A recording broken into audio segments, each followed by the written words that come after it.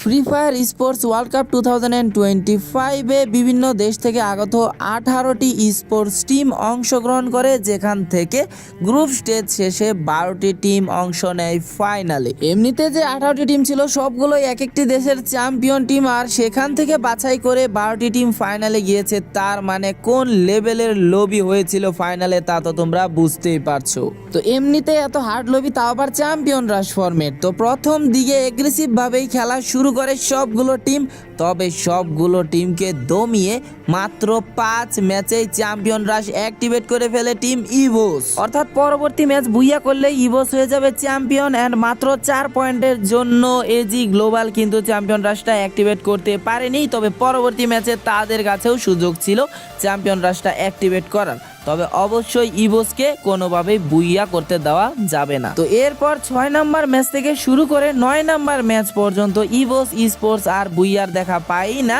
আর অন্যদিকে 9 number match শেষে দেখা যায় Evos, RRQ, Los, AG Global, team Vitality and Dragon Sports এই 6টা টিমের চ্যাম্পিয়ন রাশ অ্যাক্টিভেট হয়ে যায়। আর অন্যদিকে পেন গেমিংরা মাত্র 1 পয়েন্টের ব্যবধানে চ্যাম্পিয়ন রাশটা অ্যাক্টিভেট করতে পারেনি। আর 9 নাম্বার ম্যাচ শেষে টেবিলের তলানিতে জাস্ট একবার দেখো ভাই, ফ্যালকন, ফ্লুক্সো, ব্রুরিরাম, R7 কোরের মতো টিমরা লাস্টের দিকে অবস্থান করছিল। তো এরপর আসে 10 নাম্বার ম্যাচ। তো 6টা টিমের কাছে সুযোগ ছিল, কারণ তাদের চ্যাম্পিয়ন রাশ অ্যাক্টিভেট হয়ে গেছিল। তো এই টপ 6 টিমের যে কোনো একটা টিম বুইয়া করলেই হয়ে যাবে তারা চ্যাম্পিয়ন। আর যদি তাদের মধ্যে কেউ এখানে বুইয়া না করতে পারে, ওই 6টা টিম ছাড়া নিচের যে 6টা টিম রয়েছে অর্থাৎ 7 থেকে 12, তাদের মধ্যে কেউ বুইয়া করলে তখন দেখা হবে যে কাদের পয়েন্টস টেবিলে সব থেকে বেশি, তারা তখন চ্যাম্পিয়ন হয়ে যাবে। তো 10 নাম্বার ম্যাচটা হয়েছিল বারমুডা ম্যাপে, অ্যান্ড আমরা তেমন কোনো ক্ল্যাশ ফাইট দেখতে পাইনি। তবে ফ্যালকন আর ভাইটালিটিরা একটু কাছাকাছি নামছিল, তবে ভাইটালিটির প্লেয়াররা এখান থেকে লঞ্চ প্যাড ইউজ করে চলে যায় অবজারভেটরির দিকে।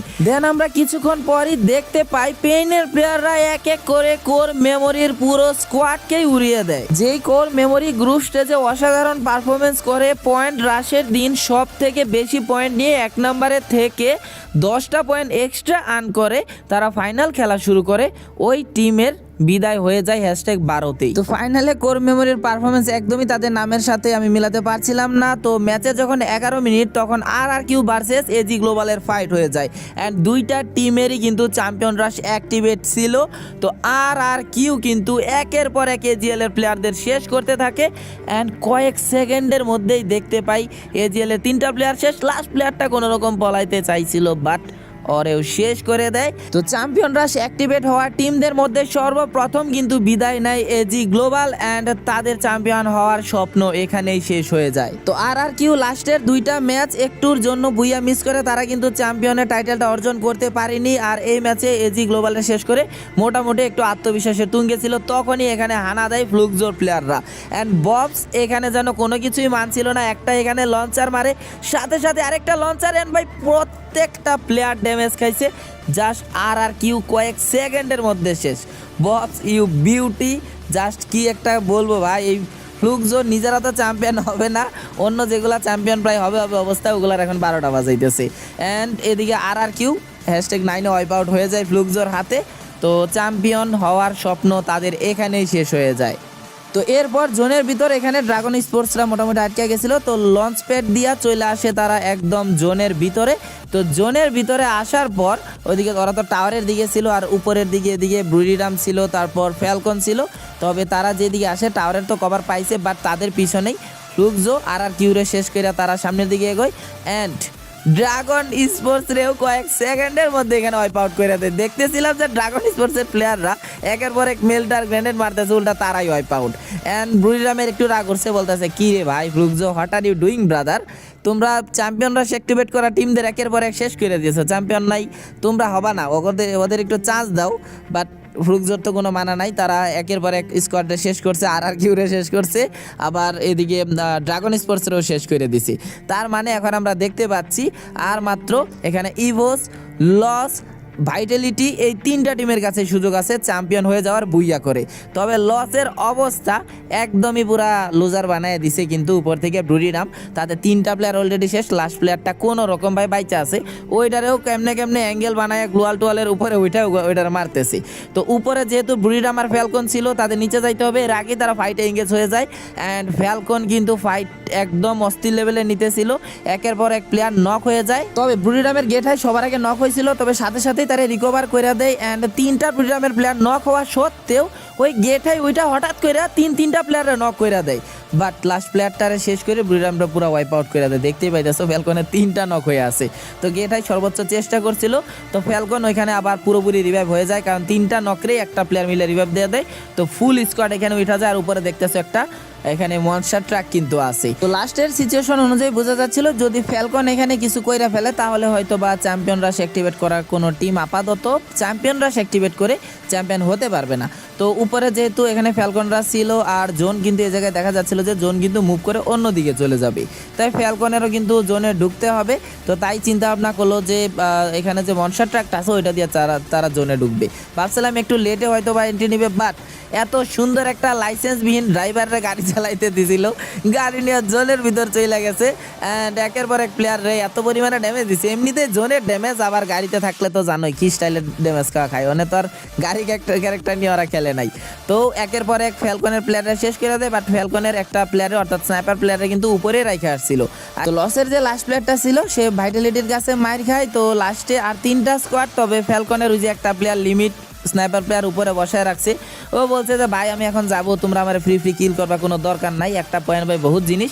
ও উপরে বসে এলিমিনেট হওয়ার জন্য ওখানে টাইম পাস করতেছে। অ্যান্ড লাস্টে দুইটা স্কোয়াড, ভাইটালিটির 4টা প্লেয়ার, ইভোসের 4টা প্লেয়ার, যে স্কোয়াড বুইয়া করবে তারাই হয়ে যাবে চ্যাম্পিয়ন। এখানে হেলথের কিন্তু ভাইটালিটির সবগুলার 12টা বাজায় দিছে একের পরে গ্রেনেড মেল্টার মাইরা। অ্যান্ড ওইদিকে রে আর এম গড কিন্তু রাশ দিয়ে দিছে, আর দূর থেকে রাশের একের পরে KWM shot. And Vitality wipe out and champion হয়ে যায় team Evos Sports Free Fire Sports World Cup 2025 এর। তারা ফাইনালে যেভাবে পারফরমেন্স করেছে অবশ্যই তারা যোগ্য দাবিদার ছিল চ্যাম্পিয়ন হওয়ার। চ্যাম্পিয়ন হবেই না কেন, স্বয়ং ওপরওয়ালার রহমত যদি সাথে থাকে তাহলে অবশ্যই তারা তো চ্যাম্পিয়ন হবে।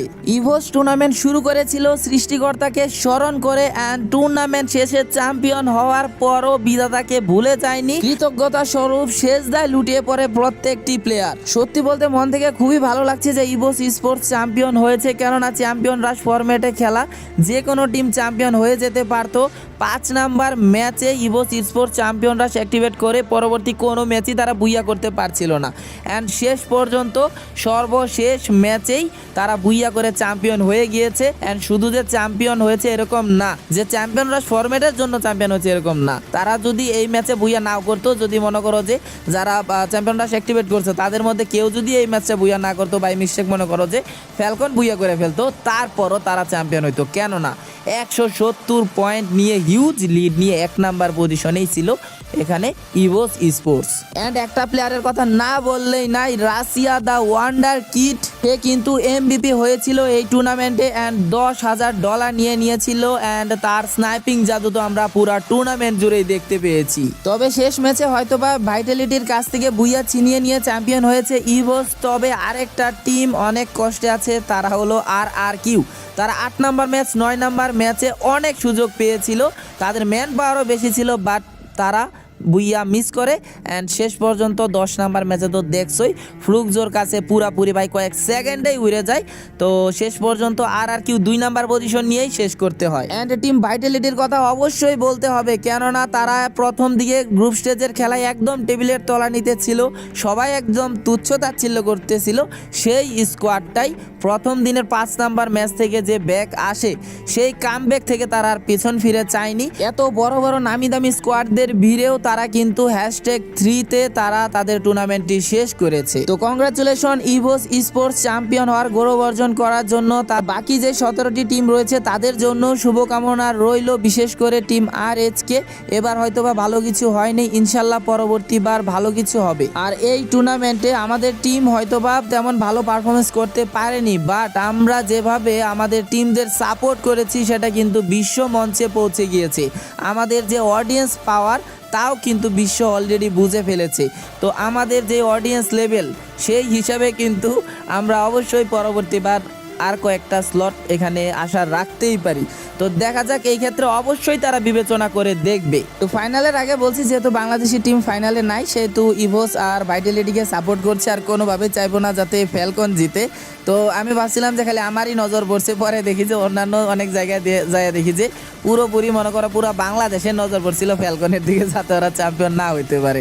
অ্যান্ড ফাইনালে তেমনই দেখতে পাইছি। নর্মাল এমনিতেই 2024 সালের চ্যাম্পিয়ন, অ্যান্ড তারা গ্রুপ স্টেজে যেইভাবে খেলছে পুরো চ্যাম্পিয়নদের মতোই খেলছে, বাট পয়েন্ট রাশ আর ফাইনালের গাইসা একদম কই জানি হারায় গেছিল। তো যাই হোক, এভাবেই কিন্তু শেষ হয় free Fire Sports World Cup 2025 এর। অ্যান্ড আবারও কংগ্রাচুলেশন টিম ইভোস স্পোর্টসকে। তো এখন অনেকেই বিশ্বাস করতে পারছো না, কি হলো ভাই, ভিডিও তো তাড়াতাড়ি শেষ হয়ে গেল কেন, একদম লাস্ট ম্যাচ থেকে হাইলাইটস কেন শুরু করছে।